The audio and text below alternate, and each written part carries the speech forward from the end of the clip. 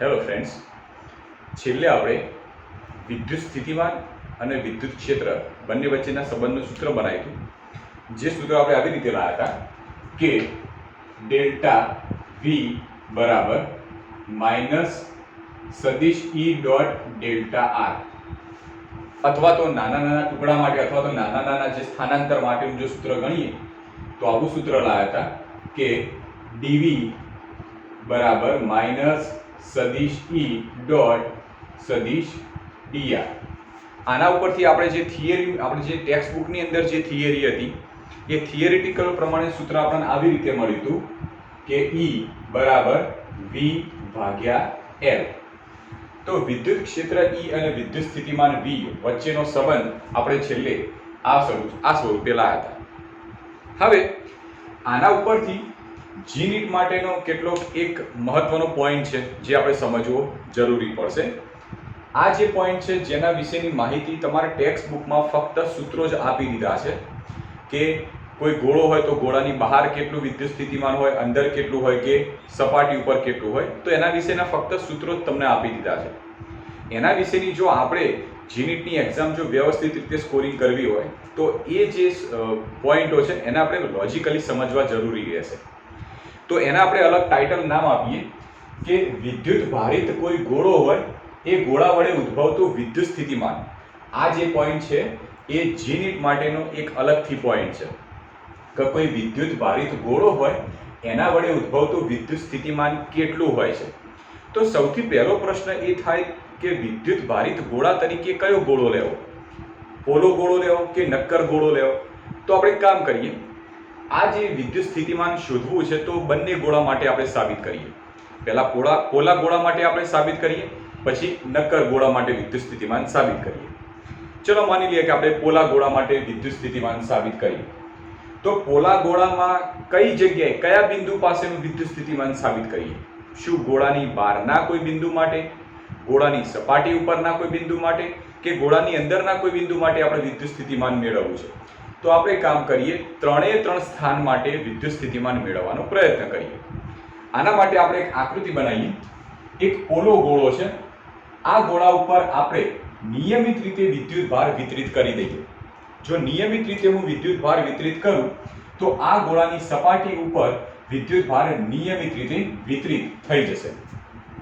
જે મેં પોલો ગોળો લીધો છે એ પોલા ગોળાની ત્રિજ્યા આપણે લઈ લઈએ ધારો કે કેપિટલ આર જેટલી.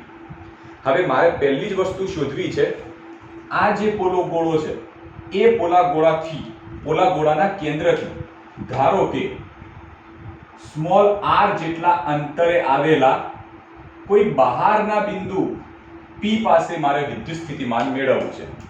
મારે પોલા ગોળાના કેન્દ્રથી સ્મોલ આર અંતરે આવેલા બિંદુ પી પાસે વિદ્યુત સ્થિતિમાન મેળવવું છે. સૌથી પહેલું કામ આપણે કરીએ કે ગોળાની બહારના ભાગમાં વિદ્યુત સ્થિતિમાન શોધી કાઢીએ, ગોળાની સપાટી ઉપર કેટલું છે શોધી કાઢીએ અને ગોળાના અંદરના ભાગમાં વિદ્યુત સ્થિતિમાન કેટલું છે શોધી કાઢીએ. જો આ પોઈન્ટો તમે જોશો તો આપણે ગોસના નિયમના જે ઉપયોગો ભણ્યા હતા સેમ એને લગતા તમને મળ્યા છે, બરાબર? તો સૌથી પહેલું કામ કરીએ કે પોલા ગોળાની બહારના ગોળાના કેન્દ્રથી આર, સ્મોલ આર જેટલા અંતરે આવેલા બિંદુ પાસે વિદ્યુત સ્થિતિમાન શોધવું છે. તો વિદ્યુત સ્થિતિમાન શોધવા માટે આપણે જે આગળની જે થિયરી હતી એ થિયરીનો સહારો લઈએ. કઈ? વિદ્યુત ક્ષેત્ર અને વિદ્યુત સ્થિતિમાનના સંબંધના જે આ સૂત્રો હતા એ સૂત્રોનો ઉપયોગ કરી અને પી બિંદુ પાસે વિદ્યુત સ્થિતિમાન મેળવવાનો પ્રયત્ન કરીએ. માની લો કે આ બિંદુએ વિદ્યુત સ્થિતિમાન આપણે વી પી તરીકે ઓળખી રહીએ છીએ, બરાબર? મારે વીપી ની કિંમત મેળવવી છે કે ગોળાના બહારના ભાગમાં વિદ્યુત સ્થિતિમાન કેટલું હશે એ મેળવીએ. તો બહારના ભાગમાં વિદ્યુત સ્થિતિમાન મેળવવા માટે આપણે વિદ્યુત સ્થિતિમાન અને વિદ્યુત ક્ષેત્ર ઈ ના સંબંધના જે સૂત્રો છે સૂત્રોનો આપણે ઉપયોગ કરીએ. સૂત્રોમાં તમે જોઈ શકો છો તો એક છે ડેલ્ટા વી બરાબર માઇનસ ઈ ડોટ ડેલ્ટા આર, બીજું છે ડીવી બરાબર માઇનસ ઈ ડોટ ડીઆર.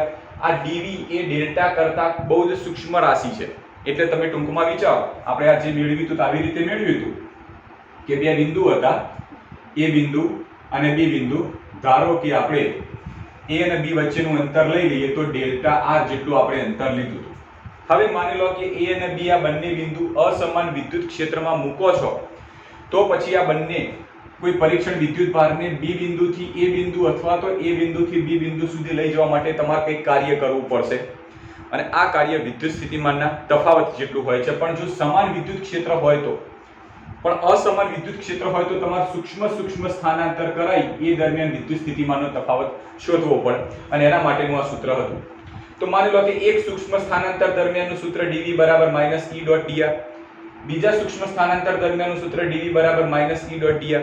આવા તમે ઘણા બધા સૂક્ષ્મ સ્થાનાંતર કરાવો તો a અને b વચ્ચેનું પરિણામી વિદ્યુત સ્થિતિમાનનો તફાવત કેટલો આવશે? તો કહી શકીએ ડેલ્ટા v બરાબર સંકલન dv. સંકલન dv ની બદલે આ કિંમત મૂકી દઈએ તો સૂત્ર શું બનશે? તો સૂત્ર આવી રીતે બનશે કે ડેલ્ટા v બરાબર માઈનસ સંકલન સદિશ E ડોટ dr. આ સૂત્ર ક્યારે બનશે? કે આવું એક વિદ્યુત સ્થિતિમાનનો તફાવત નાના સ્થાનાંતર માટે, બીજા સ્થાનાંતર, ત્રીજા નાના, નાના સ્થાનાંતર, ચોથા નાના સ્થાનાંતર, બધા નાના સ્થાનાંતર માટેનું બંનેના સંબંધનું સૂત્ર મેળવી અને જો a અને b વચ્ચેનો પરિણામી તમારે વિદ્યુત સ્થિતિમાનનો તફાવત લેવો હોય તો આવા સૂક્ષ્મ સ્થાનાંતરોને બધાનો સરવાળો કરી દો એટલે સંકલનમાં લાવો એટલે બે બિંદુ વચ્ચેનો વિદ્યુત સ્થિતિમાનનો તફાવત મળશે. ટૂંકમાં આ સૂત્ર એ આ જ સૂત્ર છે. આ સૂત્રનો ઉપયોગ કરી મારે p બિંદુએ વિદ્યુત સ્થિતિમાનનો તફાવત મેળવવો છે. p બિંદુ પાસેનું વિદ્યુત સ્થિતિમાન મેળવવું છે. ઓકે, ચલો કેવી રીતે મેળવીએ? તો સૌથી પહેલા આપણે જાણીએ છીએ કે આપણે જે બિંદુ p પાસે વિદ્યુત સ્થિતિમાન મેળવવા માંગીએ છીએ એ બિંદુ p પાસે વિદ્યુત સ્થિતિમાનના તફાવત અને વિદ્યુત ક્ષેત્રના સૂત્રનો જે ઉપયોગ કરી અને મેળવવા માંગીએ છીએ.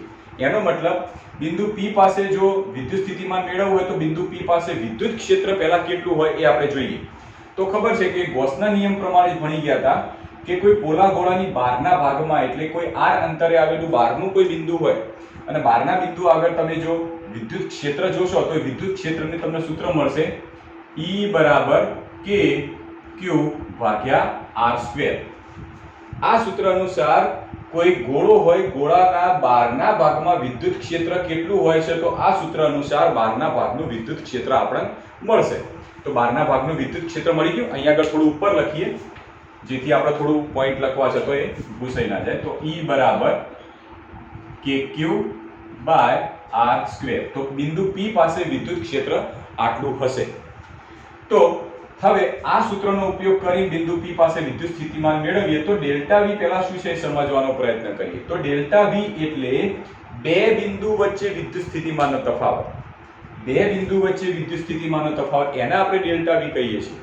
પણ અહીંયા તો ફક્ત એક જ બિંદુ છે. જે જગ્યાએ તમારે વિદ્યુત સ્થિતિમાન શોધવાનું છે એક જ બિંદુ છે. તો એનો મતલબ તમારે બીજું કોઈ બિંદુ ધારી લેવું પડશે કોઈક અલગ અંતરે.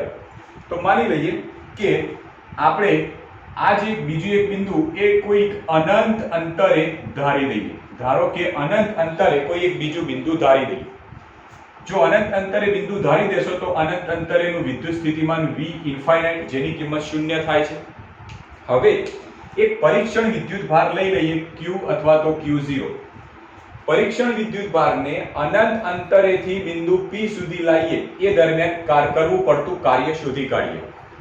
આ જે કાર્ય છે વાસ્તવમાં આ બે બિંદુ વચ્ચેનું વિદ્યુત સ્થિતિમાનનો તફાવત મળશે. તો વિદ્યુત સ્થિતિમાનનો તફાવત એ વાસ્તવમાં આ બંને બિંદુ વચ્ચેનો વિદ્યુત સ્થિતિમાનનો તફાવત થઈ જશે. તો આ બંને બિંદુ વચ્ચેનો વિદ્યુત સ્થિતિમાનનો તફાવત થાય તો એનું સૂત્ર અહીંયા મૂકવાનો પ્રયત્ન કરીએ. આપણે પરીક્ષણ વિદ્યુત ભારને અનંત અંતરેથી p બિંદુ આગળ લાવીએ છીએ માટે આ પ્રારંભિક સ્થાન થશે, આ થશે અંતિમ સ્થાન. તો તફાવત થશે અંતિમ સ્થાન એટલે vp ઓછા પ્રારંભિક સ્થાન એટલે v ઇન્ફાઇનાઇટ બરાબર સંકલન. ચલો સંકલનની લિમિટ લઈએ તો દેખો કે અનંત અંતરે આ જે અનંત અંતર વાળું પોઈન્ટ છે એ ગોળાના કેન્દ્રથી ઇન્ફાઇનાઇટ અંતરે છે. તો પહેલી લિમિટ આવશે ઇન્ફાઇનાઇટ થી આપણે કઈ જગ્યાએ આવીએ p બિંદુ આગળ. p બિંદુનું ગોળાના કેન્દ્રથી અંતર છે r જેટલું. તો r તો લિમિટ થઈ ઇન્ફાઇનાઇટ થી r ઓલરેડી આગળ માઈનસ હતું જ. આપણે અહીંયા આગળ થશે સદિશ E ડોટ સદિશ dr. ધેરફોર આપણે જાણીએ છીએ કે v ઇન્ફાઇનાઇટ તો 0 થઈ જશે. જવાબ તમને vp ની કિંમત મળવાની. તો vp બરાબર માઈનસ સંકલન ઇન્ફાઇનાઇટ થી r. ચલો આને આપણે લખવું તો આ રીતે લખાય E dr cos થીટા. જ્યાં થીટા એ શું છે e અને dr વચ્ચેનો ખૂણો. તો અહીંયા આગળ કન્ફ્યુઝન વધારે આવશે. ઘણા શું કહેશે કે ભાઈ ઈ વિદ્યુત ક્ષેત્ર, તો ધન વિદ્યુત ભારિત ગોળો છે માટે વિદ્યુત ક્ષેત્ર બહાર તરફ એટલે આવી દિશામાં જતું. dr એ આપણે સ્થાનાંતર ઇન્ફાઇનાઇટ થી p તરફ એટલે આવી દિશામાં સ્થાનાંતર કરાવીએ તો સ્થાનાંતર અને વિદ્યુત ક્ષેત્ર પરસ્પર વિરુદ્ધ થશે, ખૂણો 180 ડિગ્રી થશે. તો cos 180 -1 પ્લસ કરશો. પણ મિત્રો યાદ રાખો કે આપણે જે આ સૂત્ર મેળવ્યું હતું, આ સૂત્ર જો તમે ધ્યાનથી ફરીથી એ થિયરી રિવાઇન્ડ કરશો તો તમને ખબર પડશે કે આ જે સૂત્ર મેળવ્યું હતું એ વાસ્તવમાં બે બિંદુઓ વચ્ચે કરવા પડતા કાર્ય ઉપરથી વિદ્યુત સ્થિતિમાનનો તફાવત મેળવ્યો હતો. મતલબ ટૂંકમાં એમ કર્યું હતું કે આ સૂત્ર એ આપણે બાહ્ય કાર્ય કર્યું હતું એના ઉપરથી મેળવેલું આ સૂત્ર છે. હવે બાહ્ય કાર્ય કેવી રીતે કરીએ છીએ? વિદ્યુત ક્ષેત્ર આવી દિશામાં છે, આપણે કોઈ ધન વિદ્યુત ભારને આપણે ઇન્ફાઇનાઇટ થી p બિંદુ આગળ લાવીએ તો વિદ્યુત ક્ષેત્રની વિરુદ્ધમાં લાવીએ એટલે તમે બાહ્ય બળ લગાડશો.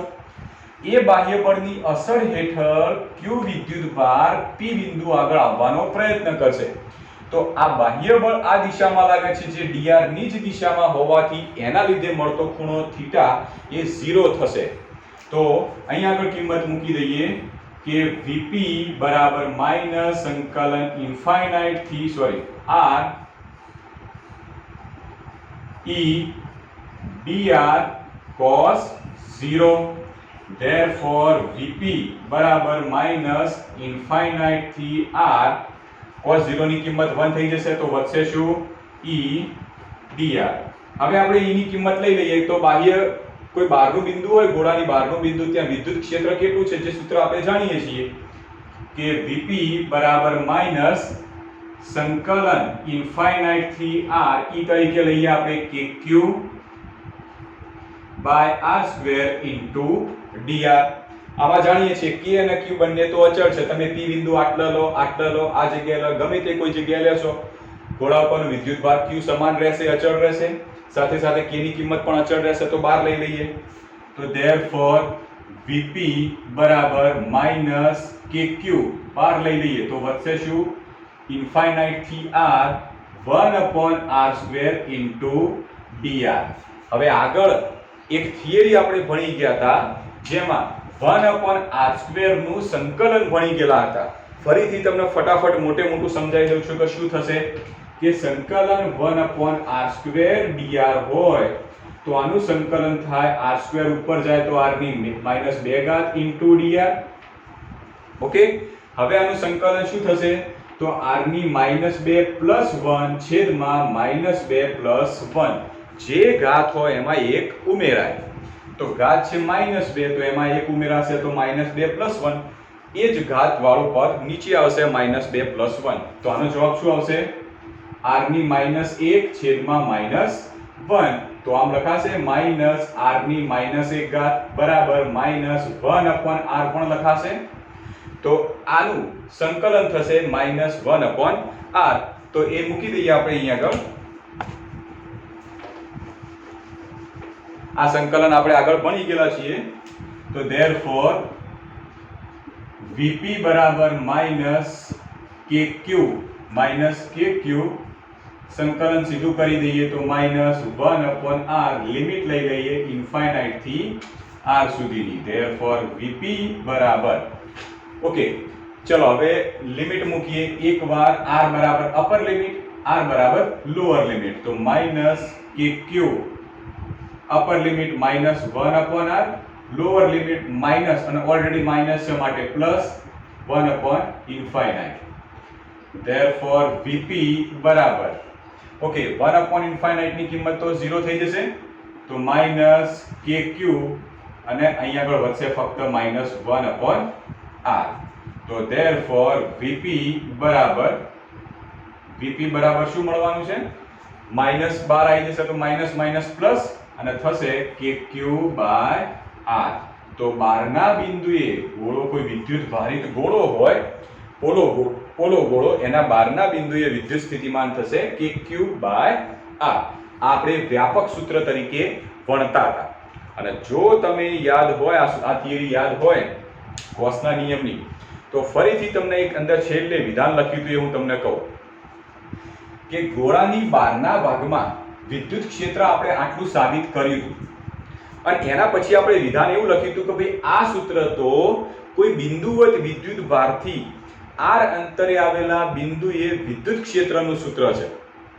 આપણે આ સૂત્ર સાબિત કર્યું હતું જ્યારે એના પછી આપણે એવું કીધું હતું છેલ્લે કે આ સૂત્ર તો કોઈ બિંદુવત વિદ્યુત ભારથી r અંતરે આવેલા બિંદુએ વિદ્યુત ક્ષેત્રનું સૂત્ર છે. તો અહીંયા તો જો કોઈ ગોળા માટે પણ આ જ સૂત્ર સાબિત કરી શકાતું હોય તો વિધાનમાં લખ્યું હતું કે આવી સ્થિતિમાં ગોળા ઉપરનો બધો જ વિદ્યુત ભાર એના કેન્દ્રમાં કેન્દ્રિત થયેલો હોય એવું આપણે ધારણા કરી અને ગણતરી કરી શકીએ. તો એ જ અહીંયા આગળ પણ કહી શકીએ કે વિદ્યુત સ્થિતિમાનનું તમે સૂત્ર જુઓ તો કોઈ બિંદુવત વિદ્યુત ભારથી r અંતરે આવેલા બિંદુએ વિદ્યુત સ્થિતિમાનનું સૂત્ર તો એ જ મળ્યું છે. માટે એના માટે કહી શકાય કે આવી સ્થિતિમાં ગોળા ઉપરનો બધો જ વિદ્યુત ભાર એ ગોળાના કેન્દ્રમાં કેન્દ્રિત થયેલો છે એમ ધારી અને એ બિંદુવત વિદ્યુત ભારથી r અંતરે વિદ્યુત સ્થિતિમાન આટલું આપણે મળે છે. આ સૂત્ર ઉપરથી તો જોઈએ તો આપણે એટલી વસ્તુ તો ક્લિયર કરી શકીએ કે Vp એની કિંમત 1/r ઉપર આધાર રાખશે, અંતર ઉપર આધાર રાખશે વિદ્યુત સ્થિતિમાન. એટલે ટૂંકમાં તમે જેમ જેમ વિદ્યુત ભારિત ગોળાના કેન્દ્રથી તમે જેમ જેમ દૂર જતા જશો, બહારના ભાગમાં જેમ જેમ દૂર જતા જશો એમ વિદ્યુત સ્થિતિમાનની કિંમત ઘટતી જવાની, આ વધતું જાય તો વિદ્યુત સ્થિતિમાન ઘટતું જશે. એ આપણે આલેખ ઉપરથી જોઈશું. ક્લિયર? એક સંબંધ મળી ગયો. હવે આના ઉપરથી આપણે થોડો ચેન્જીસ કરીએ કે આ સૂત્ર છે એ વિદ્યુત ભારિત ગોળાના બહારના કોઈ બિંદુએ વિદ્યુત સ્થિતિમાન કેટલું હોય છે એનું સૂત્ર છે. માની લો કે આ P બિંદુ એ ગોળાના કેન્દ્રથી r એટલે કે બહારના ભાગમાં બિંદુ હોવાને બદલે માની લો કે બિંદુ P એ સપાટી ઉપર જ હોય તો બિંદુ P એ ધારો કે સપાટી ઉપર જ હોત તો શું થાય? તો બિંદુ P જો સપાટી ઉપર હોત તો સ્મોલ r ની કિંમત જે હતી એ કેટલી થઈ જશે? ત્રિજ્યા જેટલી, કેપિટલ R જેટલી થઈ જાય. તો અહીંયા આગળ આપણે એક નવો પોઈન્ટ લખીએ કે આ જગ્યાએ લખી દઈએ ગોળાની સપાટી પર વિદ્યુત સ્થિતિમાન. ગોળાની સપાટી માટેની જો વાત કરીએ તો બિંદુ P એ ગોળાની સપાટી ઉપર આવી જાય તો આવી સ્થિતિમાં અંતર સ્મોલ r છે કેપિટલ R જેટલું થઈ જશે. અને સ્મોલ r જો કેપિટલ R જેટલું થઈ જાય તો આપણે જે સૂત્ર મેળવ્યું છે એના અંદર કિંમત મૂકી દઈએ તો Vp બરાબર kq બાય સ્મોલ r છે તો થઈ જશે kq બાય કેપિટલ R. તો આટલું વિદ્યુત સ્થિતિમાન એ ગોળાની સપાટી ઉપર હશે. ક્લિયર? તો બે વિદ્યુત સ્થિતિમાન આપણે શોધી કાઢ્યા. ગોળાની બહારના બિંદુએ વિદ્યુત સ્થિતિમાન, ગોળાની સપાટી ઉપર વિદ્યુત સ્થિતિમાન કેટલું હોય છે, બંનેના વિદ્યુત સ્થિતિમાન મળી ગયા. ચલો હવે આપણે થોડો ચેન્જીસ કરીએ કે આ ગોળાની અંદરના ભાગમાં વિદ્યુત સ્થિતિમાન કેટલું હશે. તો એના માટે આપણે અલગથી આપણે આકૃતિ દોરીએ કે આ ત્રીજો પોઈન્ટ શરૂ થાય છે ગોળાના અંદરના ભાગ માટેનો. ઓકે, અહીંયાથી તો આપણે ધારો કે આકૃતિ દોરી દઈએ. આ એક ગોળો છે. આ ગોળાની સપાટી ઉપર વિદ્યુત ભાર વિતરિત કરેલો છે નિયમિત રીતે. Q જેટલો, કેપિટલ Q જેટલો વિદ્યુત ભાર છે. આ છે ગોળાની ત્રિજ્યા કેપિટલ R. હવે મારે મેળવવું છે કે આ પોલા ગોળાના અંદરના ભાગમાં વિદ્યુત સ્થિતિમાન કેટલું હશે. તો ધારો કે અંદરના ભાગનું કોઈ બિંદુ લઈ લઈએ. આ જગ્યાએ કોઈ Q બિંદુ લઈ લઈએ. આ O બિંદુ હતું જ તો અહીંથી આટલું અંતર ધારો કે સ્મોલ r જેટલું છે એવું ધારી દઈએ. બરાબર? ગોળાની અંદરનું બિંદુ Q છે ત્યાં આગળ મારે વિદ્યુત સ્થિતિમાન શોધવું છે. તો આ Q બિંદુનું ગોળાના કેન્દ્રથી અંતર સ્મોલ r છે તો નીચે કન્ડિશન લખી શકીએ કે small r is less than capital R છે. આ સ્થિતિમાં small r is greater than, આ સ્થિતિ માટે કહી શકો small r is greater than capital R છે, જ્યારે અહીંયા small r is less than capital R. Clear? હવે આના માટે મારે વિદ્યુત સ્થિતિમાન મેળવવું છે તો કેવી રીતે? તો સેમ આની રીતે જ સાબિતી આપવાનો પ્રયત્ન કરીએ. એટલે કે વિદ્યુત સ્થિતિમાનનો તફાવત અને વિદ્યુત ક્ષેત્રના જે સંબંધનું સૂત્ર છે એનો જ ઉપયોગ કરીએ. તો એના માટે ફરીથી સૂત્ર લખીએ કે ડેલ્ટા V બરાબર માઈનસ સંકલન સદિશ E ડોટ dr. આ સૂત્રનો ઉપયોગ કરીએ અને Q બિંદુ માટે વિદ્યુત સ્થિતિમાન મેળવવાનો પ્રયત્ન કરીએ. જેમ આની અંદર P બિંદુએ વિદ્યુત સ્થિતિમાન મેળવવા માટે તમે વિદ્યુત સ્થિતિમાનના તફાવતનું સૂત્ર વાપર્યું અને વિદ્યુત સ્થિતિમાનનો તફાવત એ વાસ્તવમાં બે બિંદુ વચ્ચેનો વિદ્યુત સ્થિતિમાનનો તફાવત હોય. તો અહીંયા બીજું બિંદુ મેળવવા માટે આપણે અનંત અંતરનું કોઈ બિંદુ લઈ લીધું અને એના ઉપરથી મેળવવાનો પ્રયત્ન કર્યો. સેમ મારે ક્યુ બિંદુ આગળ જો વિદ્યુત સ્થિતિમાન મેળવવું હોય તો બીજું પણ કોઈ બિંદુ હોવું જોઈએ જેની સાપેક્ષમાં મારે ક્યુ બિંદુનું વિદ્યુત સ્થિતિમાન મેળવવું છે. તો બીજું બિંદુ હું કઈ જગ્યાએ લઉં? તો યાદ રાખજો કે જો તમે કોઈ બહારના ભાગના બિંદુની વાત કરતા હોય તો બીજું બિંદુ તમારે બહારના ભાગમાં વિચારવું પડે. જો તમે અંદરના ભાગની વાત કરતા હોય તો બીજું બિંદુ ક્યાં તો અંદર ક્યાં તો સપાટી ઉપર બે જગ્યાએથી કોઈ એક જગ્યાએ વિચારાય. બરાબર? તો અંદરના ભાગમાં તો જાણતા જ નથી, તો એક કામ કરીએ કે બીજું બિંદુ આપણે લઈ લઈએ આ સપાટી ઉપર, આ જગ્યાએ. એના આપણે ધારો કે નામ આપી દઈએ ટી બિંદુ. ઓકે, આ જગ્યાએ આપણે ધારો કે કોઈ ટી બિંદુ લઈ લઈએ. આ ટી બિંદુની સાપેક્ષમાં ક્યુ બિંદુ આગળનું વિદ્યુત સ્થિતિમાન મેળવવાનો પ્રયત્ન કરીએ. તો ટી બિંદુ આગળનું વિદ્યુત સ્થિતિમાન થશે VT જે સપાટી ઉપરનું છે, અને ક્યુ બિંદુ આગળનું વિદ્યુત સ્થિતિમાન VQ જે આપણે મેળવવું છે. તો હવે આપણે આ સૂત્રનો ઉપયોગ કરીએ જ્યાં ડેલ્ટા V એટલે શું કે આ બંને વચ્ચે વિદ્યુત સ્થિતિમાનનો તફાવત. અને એ કેવી રીતે મળે?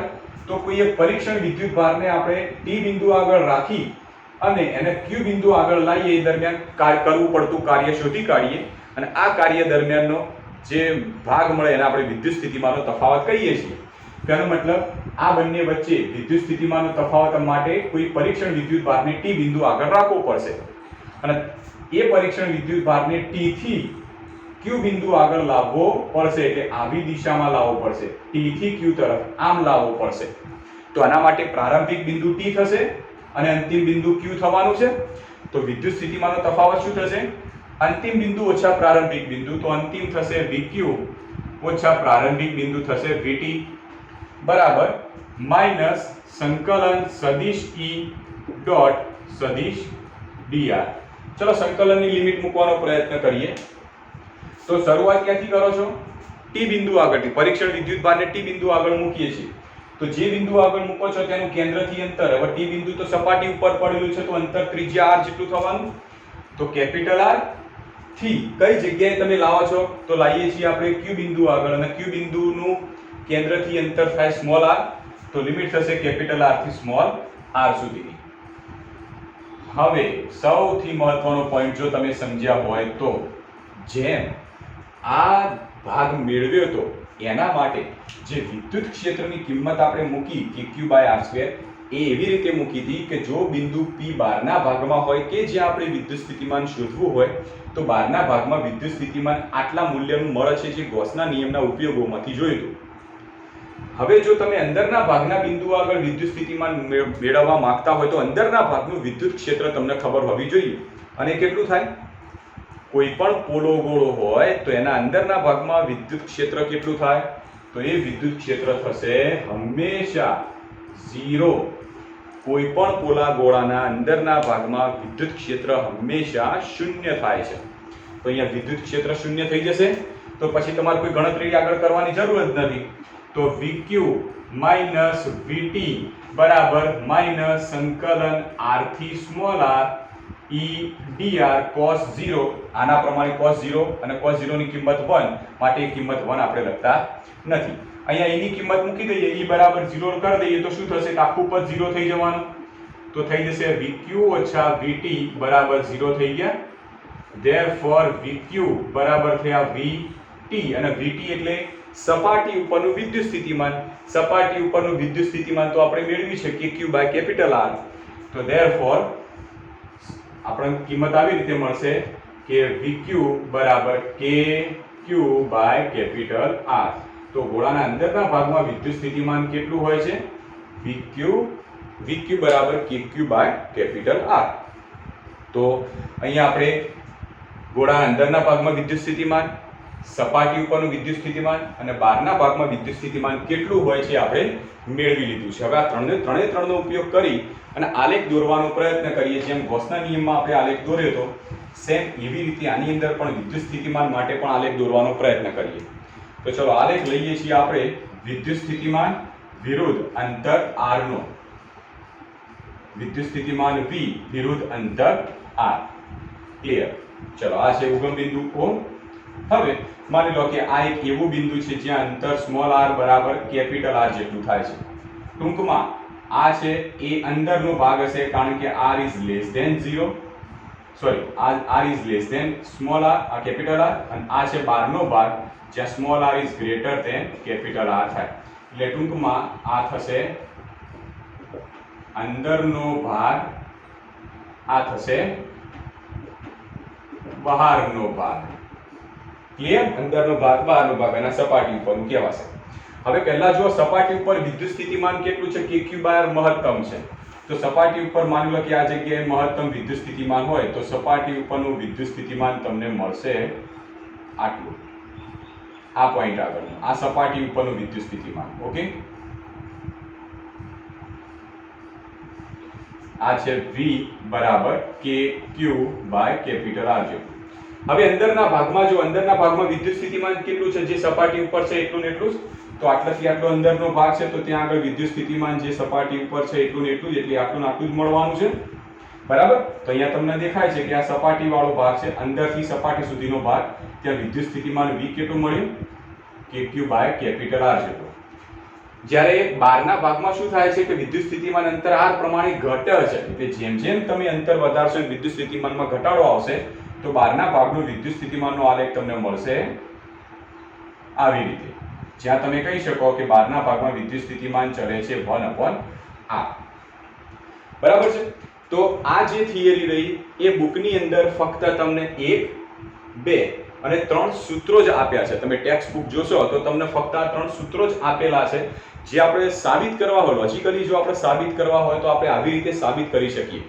એટલે આ થિયરી જે રીત માટે, જેને લોજિકલી રીતે સમજવી છે, તો એના માટે આ થિયરી બેસ્ટ છે. આના ઉપરથી જેમ તમે પહેલા ચેપ્ટરમાં જે વિદ્યુત ક્ષેત્ર માટે ભણ્યા છો, સેમ એ જ વસ્તુ છે વિદ્યુત સ્થિતિમાન માટે, એ જ થિયરી છે. પણ આપણે વિદ્યુત સ્થિતિમાનને ધ્યાનમાં લઈને સાબિત કરી છે, એને ધ્યાનમાં રાખીને આપણે આલેખ દોરવાનો પ્રયત્ન કર્યો છે. તો આ છે થોડું વધારાનો એક પોઈન્ટ. બરાબર? પોલાર ગોળા માટે. હવે સેમ આ જ થિયરી આપણે સાબિત કરીશું નક્કર ગોળા માટે પણ નેક્સ્ટ લેક્ચરની અંદર લઈશું. પહેલા આ જે થિયરી છે ને વ્યવસ્થિત સમજો. હજી કહું છું ફરીથી, તમે જ્યારે આ થિયરી જોતા હોય ત્યારે વિદ્યુત ક્ષેત્રની અંદર ગૌસના નિયમનો ઉપયોગમાં પહેલો ઉપયોગ હતો પોલાર ગોળા માટે વિદ્યુત ક્ષેત્ર કેટલું થાય અંદર, બહાર અને સપાટી પર. એ થિયરી અને આ થિયરી બંને એકી સાથે જોજો, બંને એકી સાથે વ્યવસ્થિત સમજવાનો પ્રયત્ન કરશો. જો એ થિયરી આવડશે તો આ ઓટોમેટિક આવડી જશે. હવે તમને સિમ્પલ સમજાવું કે તમારા ટેક્સ્ટ જે ચોપડો છે અથવા તો નોટબુક છે એના અંદર શું કરવાનું. અત્યારે તો બરાબર છે, તમે પહેલા અને બીજા ચેપ્ટરના અલગ અલગ પોઈન્ટ્સ લખ્યા હશે. જ્યારે તમે આ લખો, આ થિયરી લખો છો, તો બાજુમાં તમે શું કરજો, એ જે વિદ્યુત ક્ષેત્રવાળી જે થિયરી છે એ પણ એ થિયરી બાજુમાં લખજો, થોડી થોડી લખજો. એટલે તમને જ્યારે જ્યારે વાંચો એટલે ખબર પડે ઓકે આના ઉપરથી આ પોઈન્ટો બધા મળ્યા હતા. બરાબર છે? ઓકે, તો આ પોઈન્ટ આટલા થિયરી આ રીતે સમજવાની થશે.